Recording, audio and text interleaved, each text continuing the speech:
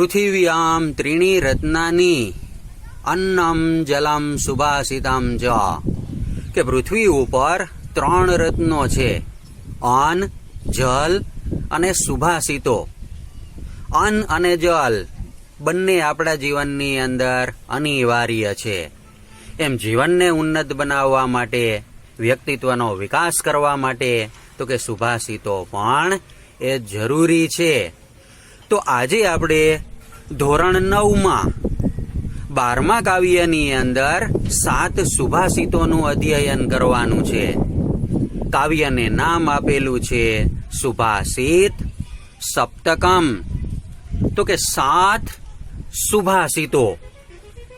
સુભાષિત વૈભવ એ આગળના કાવ્યની અંદર આપણે સુભાષિતનો અર્થ એ જોઈ ગયા કે સુભાષિત એટલે સુવિચાર, સુભાષિત એટલે સુંદર રીતે બોલાયેલું પણ સત્ય વચન, સુભાષિત એટલે સૂક્તિઓ.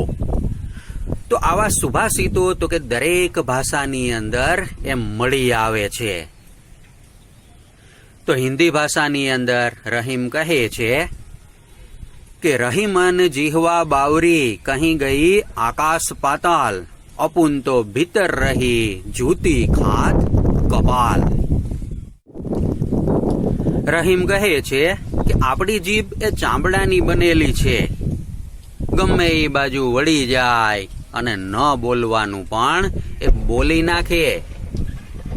પણ જો સજા મળવાની હોય તો આપણા ગાલને મળે છે. કોઈ ચપ્પલ એ ગાલ ઉપર મારે છે, જીભ ઉપર મારવા જતું નથી. એટલે હંમેશા તો કે સમજી વિચારીને એ બોલવું જોઈએ.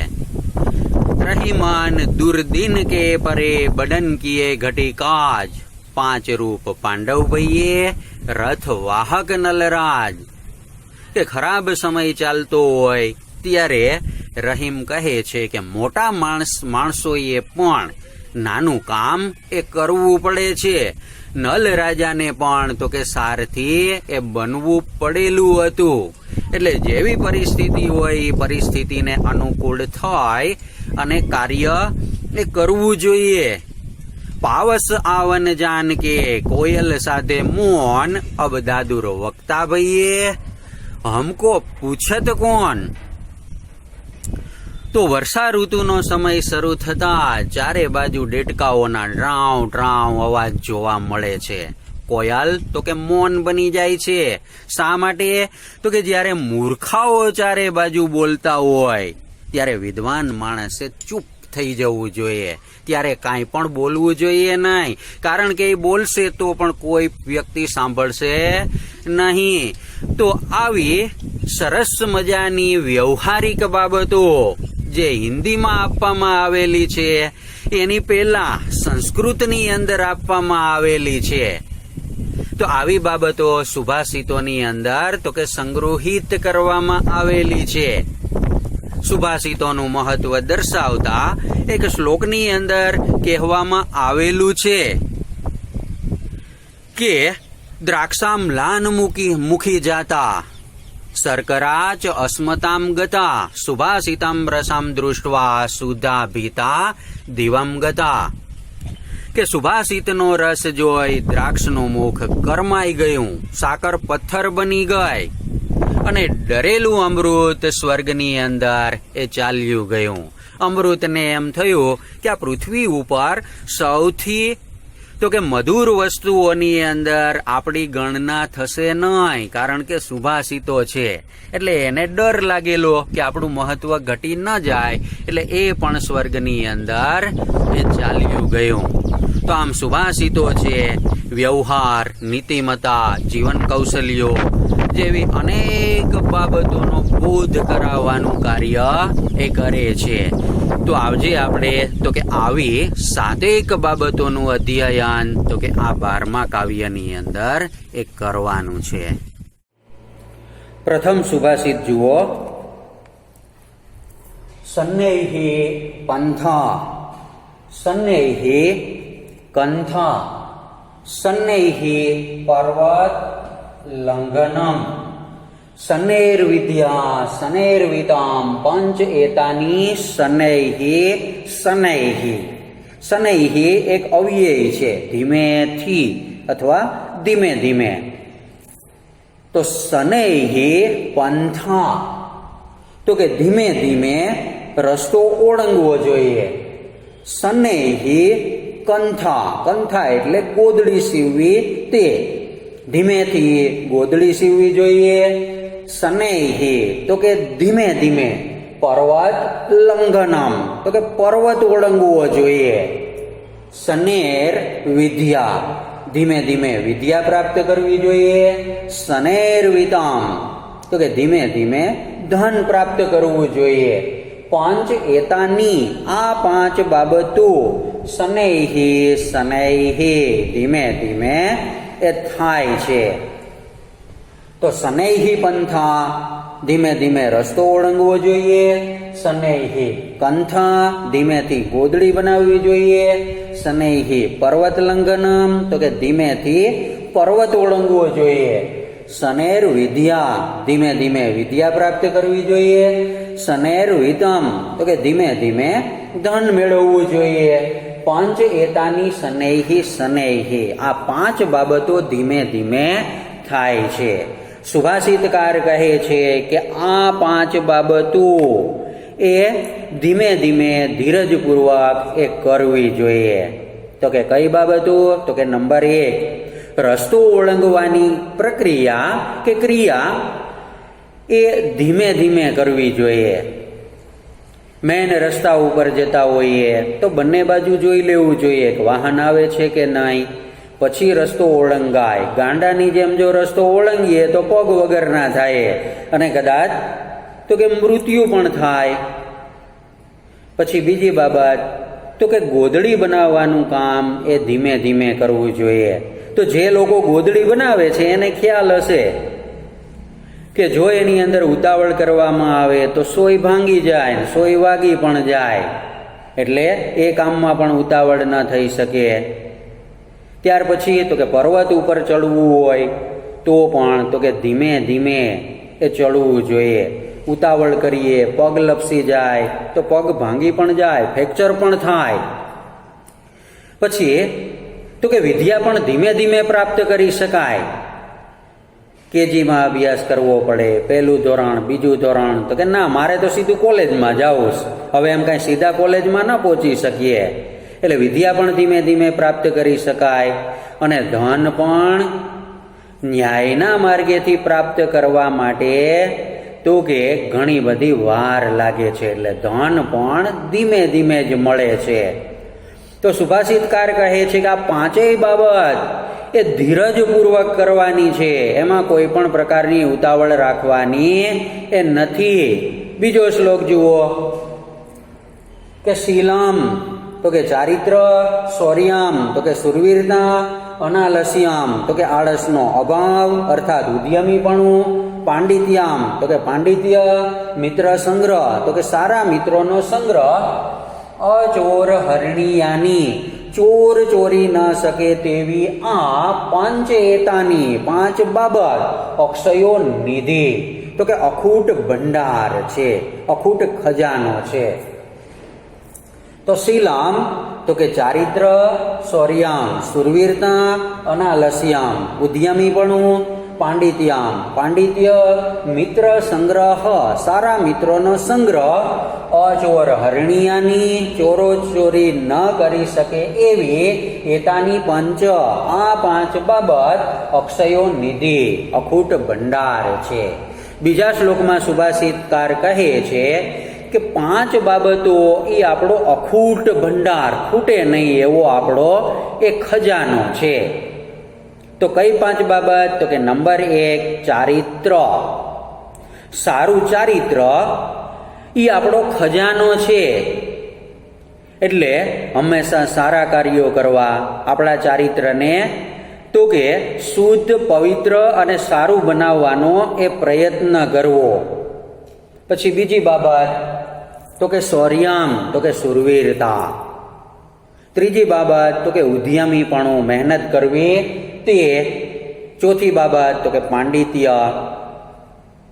તો કે વિદ્વાન સર્વત્ર પૂજ્ય તે, વિદ્વાનોની બધે પૂજા થાય. સરપંચ હોય એનું ખાલી ગામમાં માન હોય, રાજાનું રાજ્ય પૂરતું હોય, પણ જે વિદ્વાન છે સર્વત્ર આખી દુનિયામાં એનું માન હોય. એટલે પાંડિત્ય અને સારા મિત્રોનો સંગ્રહ, આ પાંચેય બાબત એવી છે કે ચોર ચોરી કરવા આવે તો કે ચોરી કરી શકતો નથી. વળી આ બાબત તો કે ખૂટે નહીં એવી છે. એટલે આ પાંચ બાબત આપણો તો કે અખૂટ ખજાનો છે. ત્રીજો શ્લોક જુઓ કે સંહતિ શ્રેયસી પુષામ વિગુણેષુ અપી બંધુષુ તૃષૈરપી પરિભ્રષ્ટા ન પ્રરોહંતિ તંદુલાહ. તો વિગુણેષુ અપી બંધુષુ, બંધુ એટલે ભાઈ, તો કે વિરોધી ગુણો ધરાવતા, બંધુષુ તો કે સગા સંબંધીઓનું, સંહતિ તો કે સંગઠન, શ્રેયસી તો કે કલ્યાણકારક એ હોય છે. તો વિગુણેષુ અપી બંધુષુ તો કે વિરોધી ગુણો હોવા છતાં, સગા સંબંધી, પુષામ તો કે માણસોનું, વિરોધી ગુણો હોવા છતાં સગા સંબંધી માણસોનું, સંહતિ તો કે સંગઠન, શ્રેયસી કલ્યાણકારક હોય છે. વિરોધી ગુણો હોવા છતાં સગા સંબંધી માણસોનું સંગઠન કલ્યાણકારક હોય છે. તૃષૈરપી પરિભ્રષ્ટા તો કે ફોતરાથી છૂટા પડેલા, તંદુલાહ ચોખાના દાણા, ન પ્રરોહંતી તો કે ઉગતા નથી. તૃષૈરપી પરિભ્રષ્ટા ફોતરાથી છૂટા પડેલા, તંદુલાહ ચોખાના દાણા, ન પ્રરોહંતી તો કે ઉગતા નથી. તો ત્રીજા સુભાષિતની અંદર સુભાષિતકાર એ કહે છે કે આપણા સગા સંબંધીઓની અંદર આપણા કરતા વિરોધી ગુણો જોવા મળે તો પણ આવા વિરોધી ગુણો ધરાવતા માણસોનું સંગઠન એ કલ્યાણકારી હોય છે. સંગઠન એ થવું એ જરૂરી છે, કારણ કે સંહતિ કાર્ય સાધિકા, સંગઠન એ કાર્યને સિદ્ધ કરનારું હોય છે. તો જૂથની અંદર બધાની અંદર સરખા ગુણો હોતા નથી, વિરોધાભાસ ગુણો ધરાવતા માણસો પણ હોય છે. ભલે વિરોધાભાસી ગુણો ધરાવતા માણસો પણ હોય છતાં પણ આવું સંગઠન તો કે કાર્યને સિદ્ધ કરે છે, કાર્યને સિદ્ધ કરનારું હોય છે. આ બાબત તો કે એક દ્રષ્ટાંતથી સમજાવેલી છે કે ચોખાના દાણા ઉપર જ્યાં સુધી ફોતરા લાગેલા હોય ત્યાં સુધી ચોખાનો દાણો ઉગવાની શક્તિ ધરાવે છે. એક વખત તો કે ચોખાના દાણા ઉપરથી ફોતરા નીકળી જાય પછી ચોખાનો દાણો ઉગતો એ નથી. તો આમ ફોતરા સાથે ચોખાના દાણાનું સંગઠન છે ત્યાં સુધી એમાં ઉગવાની શક્તિ છે, પણ ફોતરાની શું કિંમત? ફોતરાની ઘણી કિંમત છે. તેમ સંગઠનની અંદર નાના માણસો હોય, વિરોધી ગુણ ધરાવતા માણસો હોય, એનું પણ મહત્વ હોય છે. તો હંમેશા તો કે હળી મળીને કામ કરવું જોઈએ, સંગઠનની અંદર રહેવું જોઈએ. સંગઠનમાં એ શક્તિ હોય છે. તો કલયુગની અંદર તો કે આ સંગઠન ખૂબ જરૂરી છે. ચોથો શ્લોક જુઓ, નાસ્તિ મેઘ સમમ તોયમ. મેઘ સમમ તોયમ તો કે વાદળ સમાન પાણી, નાસ્તિ તો કે હોતું નથી. ચાત્મ સમમ બલમ, આત્મ સમમ બલમ તો કે આત્મા સમાન બળ, નાસ્તિ તો કે હોતું નથી. આત્મા સમાન બીજું કોઈ બળ હોતું નથી. ચક્ષુ સમમ તેજો નાસ્તિ, ચક્ષુ સમાન કોઈ તેજ હોતું નથી. ધાન્ય સમમ પ્રિયમ નાસ્તિ, અને ધાન્ય સમાન કોઈ પ્રિય હોતું નથી. તો મેઘ સમમ તોયમ નાસ્તિ, મેઘ સમાન કોઈ પાણી હોતું નથી. આત્મા સમમ બલમ નાસ્તિ, આત્મા સમાન કોઈ બળ હોતું નથી. ચક્ષુ સમમ તેજો નાસ્તિ, આંખ સમાન કોઈ તેજ હોતું નથી, ધાન્ય સમાન પ્રિયમ નાસ્તિ, અને ધાન્ય સમાન કશું જ પ્રિય હોતું નથી. તો સુભાષિતકાર આ ચોથા સુભાષિતની અંદર એ કહે છે કે વાદળમાંથી વરસેલું જે પાણી જે શુદ્ધ હોય છે એના સમાન શુદ્ધ પાણી તો કે બીજે ક્યાંય હોતું એ નથી. એટલે કે વાદળના પાણીની તુલના તો કે બીજા પાણીઓ સાથે કરી શકાય નહીં. ચાતક જેવા પક્ષીઓ વરસાદનું વરસેલું પાણી પીવે છે અને પછી તો કે આવતા ચોમાસા સુધી પાણી પીતા એ નથી. એટલે વાદળ સમાન ખરેખર કોઈ પાણી હોતું નથી. પછી આત્મા સમાન કોઈ બળ હોતું નથી. એટલે કે પોતાની જાત દ્વારા પોતે જે કાર્ય કરીએ એના સમાન તો કે કોઈ બળ હોતું નથી. કે લાવરી એ ખેતરની અંદર તો કે બચ્ચા મૂકે છે.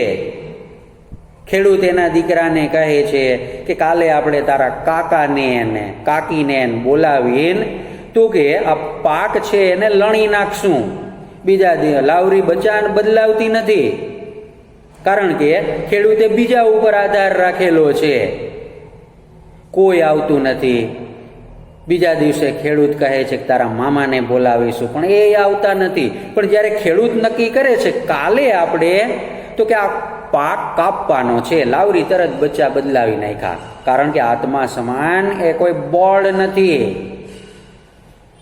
પછી આંખ સમાન તો કે કોઈ તેજ હોતું નથી.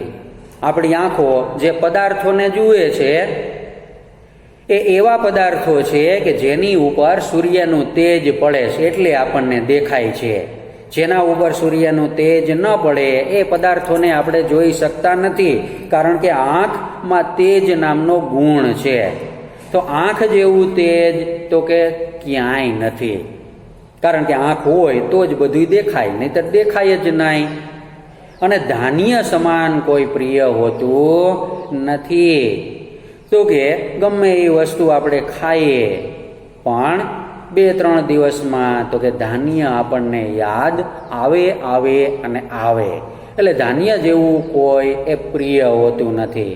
5મો શ્લોક જુઓ કે સત્યમ તો કે સત્ય, તપો તો કે તપ, જ્ઞાનમ તો કે જ્ઞાન, અહિંસતામ તો કે અહિંસા, વિદ્વત પ્રણામમ તો કે વિદ્વાનોને પ્રણામ કરવાની વૃત્તિ, ચ તો કે અને સુશીલતામ તો કે સારું ચરિત્ર, એતાની તો કે આ ગુણોને યહ વિદધાતી તો કે જે ધારણ કરે છે, સ વિદ્વાન તે વિદ્વાન છે. કોણ વિદ્વાન છે? તો કે સત્યમ તો કે સત્ય, તપો તપ, જ્ઞાનમ જ્ઞાન, અહિંસતામ અહિંસા, વિદ્વત પ્રણામમ વિદ્વાનોને પ્રણામ કરવાની વૃત્તિ, ચ સુશીલતામ અને સારું ચરિત્ર, એતાની તો કે આ ઉપરના ગુણોને યહ વિદધાતી જે ધારણ કરે છે, સ વિદ્વાન તે વિદ્વાન છે. ઈ તો કે ખરેખર એક પક્ષો વિહગ, વિહગ એટલે પક્ષી, એક પાંખ વાળું પક્ષી ન પ્રયાતી જઈ શકતું નથી, ઉડી શકતું નથી. ખરેખર એક પાંખ વાળું પક્ષી એ ઉડી શકતું નથી. સુભાષિતકાર કહે છે કે વિદ્વાન બનવા માટે આ 6 ગુણો જરૂરી છે. કયા 6 ગુણો?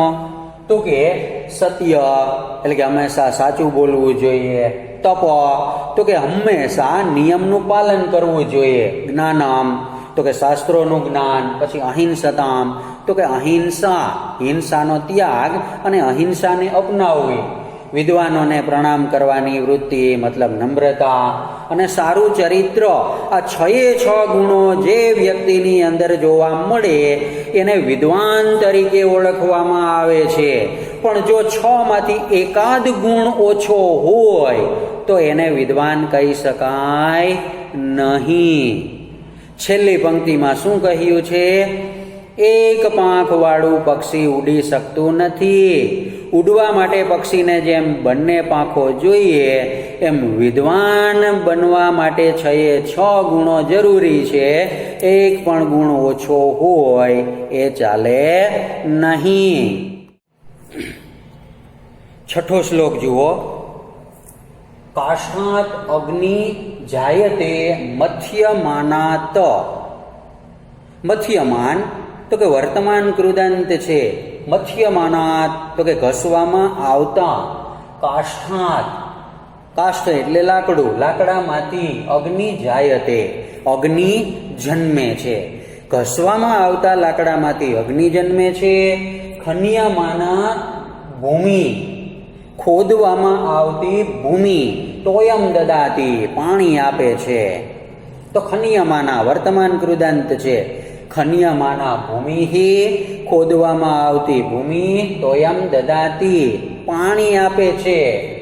સોત્સાહાનામ નરાણામ, ઉત્સાહી માણસોને માટે, ઉત્સાહી માણસોને માટે અસાધ્યમ નાસ્તિ, કાંઈ પણ અશક્ય હોતું નથી, કાંઈ પણ અસાધ્ય હોતું નથી. સોત્સાહાનામ નરાણામ, ઉત્સાહી માણસોને માટે અસાધ્યમ નાસ્તિ, કાંઈ પણ અસાધ્ય હોતું નથી.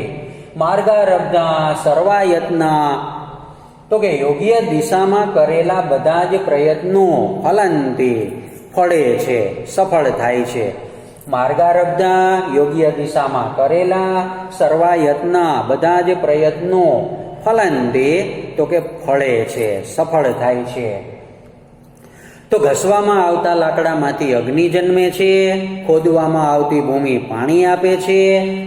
ઉત્સાહી માણસોને માટે કશું જ અશક્ય હોતું નથી. યોગ્ય દિશામાં કરેલા બધા જ પ્રયત્નો એ સફળ થાય છે. સુભાષિતકાર કહે છે કે 2 લાકડાને સતત ઘસવામાં આવે તો એ ઘર્ષણના કારણે અગ્નિ ઉત્પન્ન થાય છે. આ બાબત તો કે બધા જાણે છે. ભૂમિને ખોદવામાં આવે તો બધા જ જાણે છે કે આપણને પાણી આપે છે. હવે ઉત્સાહી માણસ માટે કોઈ પણ બાબત તો કે અશક્ય હોતી નથી, અસાધ્ય હોતી નથી. કે ઉત્સાહ સાથે, રસ સાથે જે કાર્ય કરવામાં આવે એમાં ચોક્કસ એ સફળતા મળે છે. કે મન હોય તો માળવે જવાય, એ ઉક્તિ અનુસાર વ્યક્તિની અંદર જો ઉત્સાહ હશે અને ઉત્સાહની સાથે જે કામ કરશે એ કામની અંદર તો કે સફળતા મળે છે. અને યોગ્ય દિશાની અંદર મહેનત કરવામાં આવે તો કરેલી મહેનત એ સફળ બને છે. ઘણી વખત એવું બને કે ઘણા વિદ્યાર્થી કહેતા હોય કે સર ઘણી બધી મહેનત કરી પણ જોઈએ એટલા માર્ક આવેલા નહીં. તો મહેનત યોગ્ય દિશાની અંદર કરવાની છે. કે આપણે પૂર્વ દિશા તરફ જવું હોય અને પશ્ચિમ દિશા તરફ ગમે એટલું ચાલીએ તો આપણી મંજિલ ન આવે. તો આપણા પેપરની સ્ટાઇલ કેવી છે, કેવા પ્રશ્નો પૂછાશે, પરીક્ષા આવતા પહેલા એ જાણી લેવું જોઈએ. કે શ્લોક પૂર્તિમાં કયા શ્લોકો પૂછાશે એટલા જ તૈયાર કરવાના. બધા જ કાવ્યના શ્લોકો આપણે તૈયાર કરી નાખીએ, ખોટી મહેનત કરીએ તો કે પછીની જે બીજી બાબતો છે એની પાછળ આપણે તો કે મહેનત ન કરી શકીએ. એટલે યોગ્ય દિશામાં જો મહેનત કરવામાં આવે તો આવી મહેનત ફળે છે, સફળ થાય છે. છેલ્લો શ્લોક જુઓ કે એસ સત્પુત્ર, એસ તો કે આ, એસ સત્પુત્ર તો કે આ સારો દીકરો, આ સારો પુત્ર.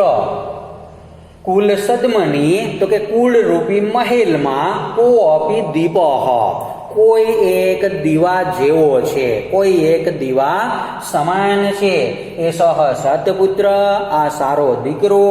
કુલ સદમની, કુળ રૂપી મહેલમાં કો અપી દીપ, કોઈ એક દીવા સમાન છે. પાત્રમ ન તાપ્યતી, એ પાત્રને ગરમ કરતો નથી. મલમ નૈવ પ્રસૂતે, તો કે કાળાશ ને ઉત્પન્ન કરતો નથી. મલમ એટલે કાળાશ, એ કાળાશને ઉત્પન્ન કરતો નથી. સ્નેહમ ન સંહરતી, સ્નેહનો નાશ કરતો નથી. ગુણાન નૈવ ક્ષીણોતિ, ગુણોને ક્ષીણ કરતો નથી. દ્રવ્ય અવસાન સમયે, દ્રવ્ય ખૂટી જવાના સમયે ચલતામ ન ધત્તે, તો કે ચલિત થતો નથી, ચંચળ થતો નથી. તો એસ સત્પુત્ર, આ સારો પુત્ર, કુલ સદમની, કુળ રૂપી મહેલમાં કો અપી દીપ, કોઈ એક દીવા સમાન છે. પાત્રમ ન તાપ્યતી, એ પાત્રને ગરમ કરતો નથી. મલમ નૈવ પ્રસૂતે, તો કે કાળાશ ઉત્પન્ન કરતો નથી. સ્નેહમ ન સંહરતી, સ્નેહનો નાશ કરતો નથી. ગુણાન નૈવ ક્ષીણોતી, ગુણોને ક્ષીણ કરતો નથી.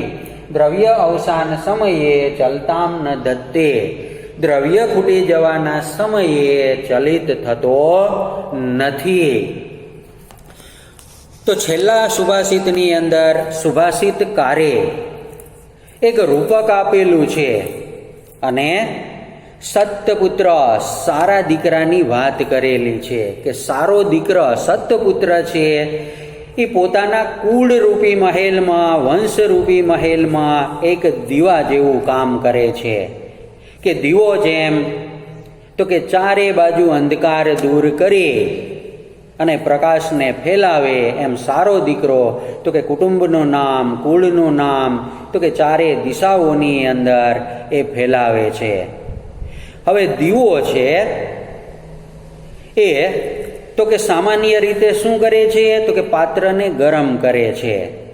પણ સત્પુત્ર એવો છે કે કુટુંબના કોઈ પણ પાત્રને તો કે ગરમ કરતો નથી.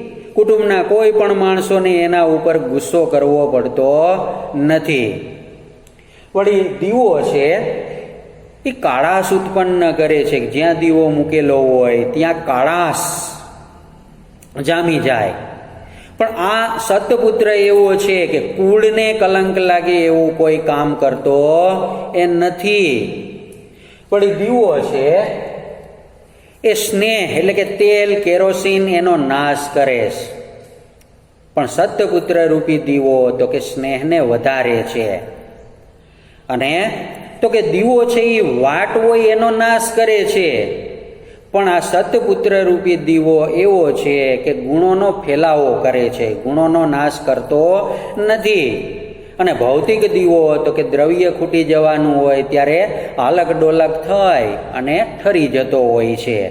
જ્યારે આ સત્પુત્ર રૂપી દીવો એવો છે કે દ્રવ્ય અવસાન સમયે, દ્રવ્ય ખૂટી જવાના સમયે પણ ચલિત થતો એ નથી. તો આવો સત્પુત્ર છે એ આપણા કુળનું નામ છે, એ રોશન કરનારો હોય છે.